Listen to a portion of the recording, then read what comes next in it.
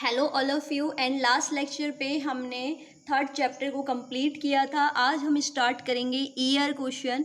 तो वो year question जैसे आपके क्या है, पहला है 2016 में आपका आया हुआ है, the process due to which a black layer appear on silver and a green layer appear on copper is called. It means एक ऐसी प्रोसेस जिसमें आपका जो सिल्वर है उसके ऊपर ब्लैक लेयर चढ़ जाती है और आपके पास जो ग्रीन कॉपर है उसके ऊपर ग्रीन लेयर।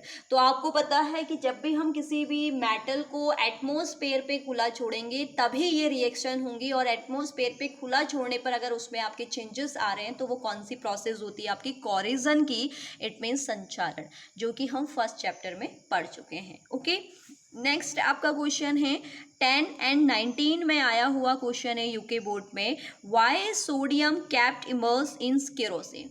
यानी कि जो सोडियम धातु है उसे केरोसिन में डिप्ड करके क्यों रखा जाता है, डुबोकर क्यों रखा जाता है।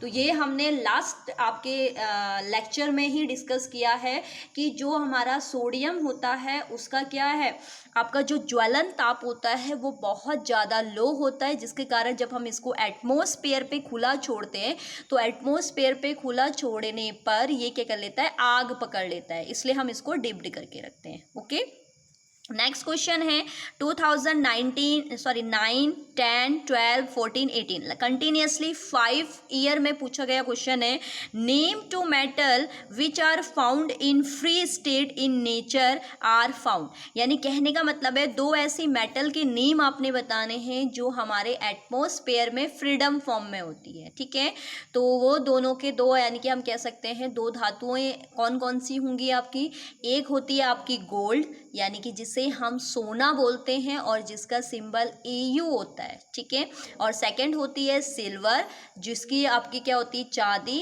और इसका आपका जो सिंबल होता है वो क्या होता है, AG। ठीक है, तो देखते हैं क्या है, आपका गोल्ड जिसका सिंबल है AU, सिल्वर जिसका सिंबल है AG, एंड सोना और चांदी। गोल्ड मतलब सोना, सिल्वर मतलब चांदी। इसके बाद नेक्स्ट क्वेश्चन आपके पास है 11, 15, 17 एंड 19 में, right the name and symbol of that metal which is found in liquid state eight normal temperature.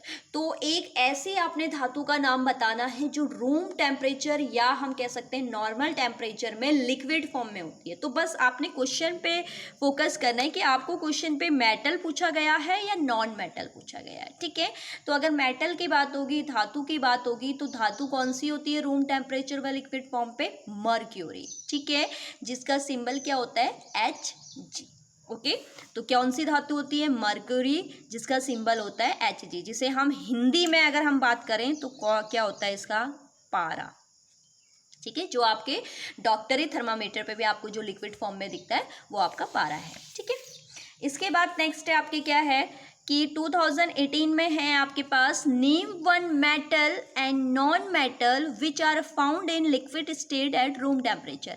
अब आपसे मेटल के बारे में भी पूछा गया है और नॉन मेटल के बारे में भी पूछा गया है। तो अगर मेटल की बात करें तो अभी पढ़ा है हमने, कौन सी होती है रूम टेम्परेचर पे लिक्विड फॉर्म पे मेटल, आपकी मर्क्यूरी। ठीक है, जिसे हम पारा बोलते हैं और सिंबल क्या होता है, Hg। लेकिन अगर आपके पास नॉन मेटल की बात की जाए तो नॉन मेटल होती है आपकी ब्रोमीन, जिसका सिंबल होता है Br। ठीक है, तो ये है आपके पास धातु, यानी कि मर्क्यूरी आपकी रहेगी Hg, जिसे हम पारा बोलते हैं, और ब्रोमीन जो है वो नॉन मेटल रहेगी जिसे हम Br बोलते हैं। ठीक है, आई होप आपको ये सारे क्वेश्चन समझ में आए होंगे। नेक्स्ट लेक्चर में हम इससे आगे के ईयर क्वेश्चन पे डिस्कस करेंगे। ठीक है, अगर आपको वीडियो अच्छी लग रही है तो इसे ज़्यादा से ज़्यादा शेयर कीजिए और चैनल को सब्सक्राइब कीजिए अगर आपने अभी तक सब्सक्राइब नहीं किया है। ठीक है, मिलते हैं नेक्स्ट लेक्चर में, तब तक के लिए बाय बाय।